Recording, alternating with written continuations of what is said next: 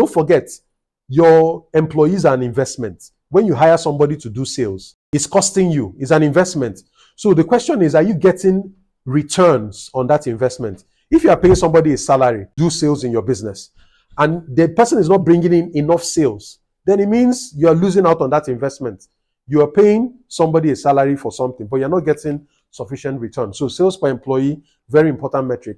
Sales per unit of space. This is quite, this would be very relatable for a retail business, for example. Let's say you have a supermarket and your space is 100 square meters, right?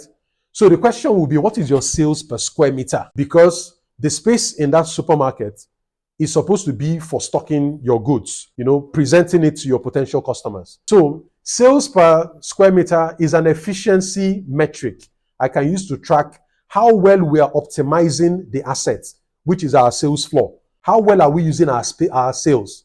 So even if I were not physically present in that business, if I look at the trend of your sales per square meter, it will tell me a lot about your inventory strategy, for example. Maybe you don't have enough goods. You don't have enough products for sale.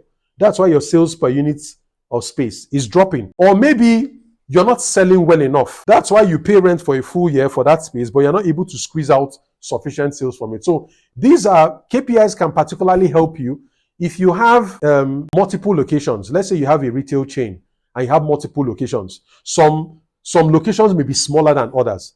When you are monitoring efficiency per unit of space, it doesn't matter how large the supermarket is or how small, because you've broken down the comparison to a unit of space per square meter. So it doesn't matter that one of your shops is smaller or larger than your other shop. You can actually compare the two shops and know which is better. So your bigger shop can be doing 1 million a month in sales. Your bigger shop doing 1 million a month.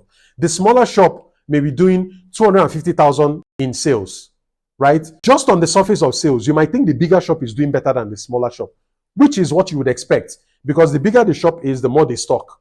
But when you look at sales per square meter, you may actually find out that the smaller shop is performing better than the bigger shop in terms of sales per square meter. So what it tells me is that the smaller shop is more efficient, more productive than the bigger shop.